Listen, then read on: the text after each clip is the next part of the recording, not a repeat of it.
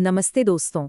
आज के इस विशेष विश्लेषण में आपका स्वागत है। आज हम एक ऐसे विषय पर बात करने वाले हैं जो ऊर्जा और प्रेरणा से पूरी तरह भरा हुआ है। देखिए, जब भी हम अपने प्राचीन ग्रंथों को पलटते हैं तो हनुमान जी का नाम सिर्फ एक देवता के रूप में ही नहीं आता, बल्कि वो असीम भक्ति और एक ऐसी शारीरिक शक्ति के अंतिम प्रतीक के रूप में सामने आते हैं जिसकी कल्पना करना भी मुश्किल है। आज हम यही समझेंगे कि कैसे वो केवल एक पौराणिक पात्र से कहीं आगे बढ़कर समर्पण, शक्ति और अनुशासन के सबसे महान आदर्श बन गए।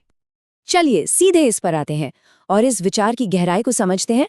राम से अधिक राम कर दासा, यानी राम से भी बड़ा राम का सेवक। ये कमाल की पंक्ति 16वीं शताब्दी में रचित रामचरितमानस से ली गई है। सोचिए, ये हनुमान जी के असाधारण और अत्यंत ऊंचे दर्जे को कितनी खूबसूरती से स्थापित करती है।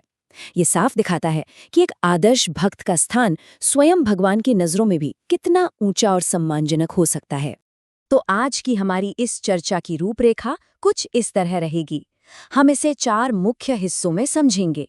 पहला, सर्वोच्च आदर्श भक्त। दूसरा, भक्ति आंदोलन में आया बदलाव। तीसरा, शक्ति और भक्ति का अद्भुत संगम। और अंत में चौथा, आत्म अनुशासन की असली ताकत। तो आइए बिना देरी किए पहले हिस्से की तरफ बढ़ते हैं, सर्वोच्च आदर्श भक्त। यहाँ हम मुख्य रूप से उनके इस अनूठे दोहरे स्वरूप को समझेंगे।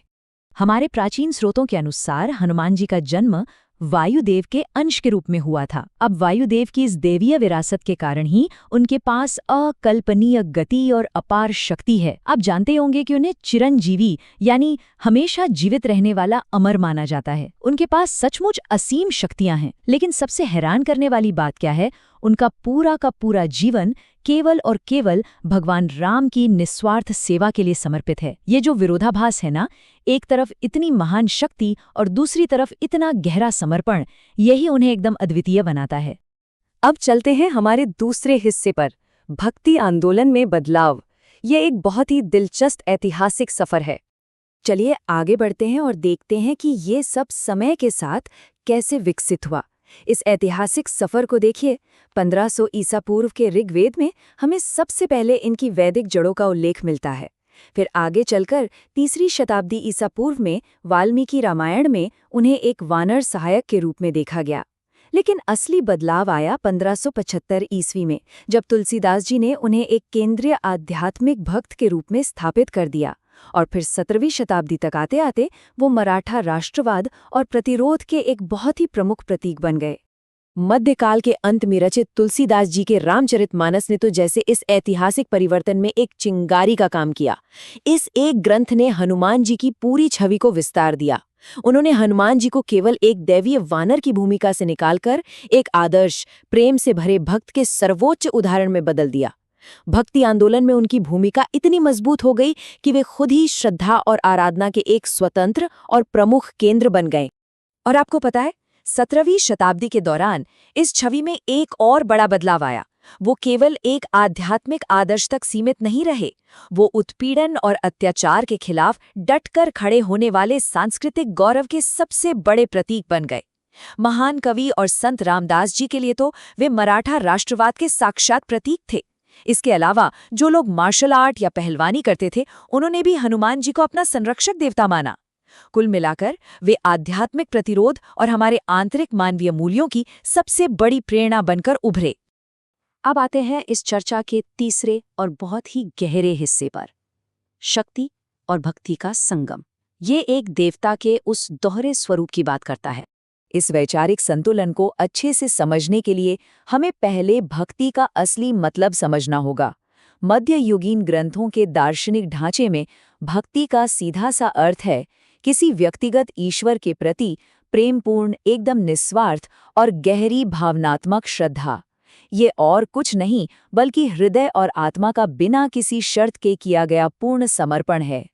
और दूसरी ओर आती है शक्ति। अब यहाँ शक्ति का मतलब सिर्फ शारीरिक बल या बॉडी बिल्डिंग से नहीं है। ये असल में वीरता, मजबूत इच्छा शक्ति, मुखर उत्कृष्टता और कुछ नया करने की पहल को दर्शाती है। ये वो शारीरिक और गतिशील ऊर्जा है जो इस दुनिया में कोई भी वास्तविक बदलाव लाने के लिए बहुत जरूरी होती है। और ये बात एकदम शानदार तरीके से इस चीज को दर्शाती है कि कैसे हनुमान जी के भीतर ये प्रचंड शक्ति और असीम भक्ति एक साथ बिना किसी टकराव के मौजूद रहती हैं। जरा तुलना करके देखिए। एक तरफ हम उनकी शक्ति देखते हैं, पूरे के पूरे हिमालय पर्वत को उठा लेना, विशालकाय रूप धारण कर लेना और बड़े बड़े खगोलीय अस्त्रों से भी सुरक्षित रहना। वहीं दूसरी ओर हम उनकी पूर्ण भक्ति देखते हैं, महंगे शाही उपहारों को बिना एक पल सोचे ठुकरा देना, अपने हृदय में भगवान राम की छवि दिखाने के लिए भरी सभा में अपनी छाती चीर देना और हमेशा एक विनम्र सेवक की तरह झुके रहना। क्या अद्भुत संतुलन है।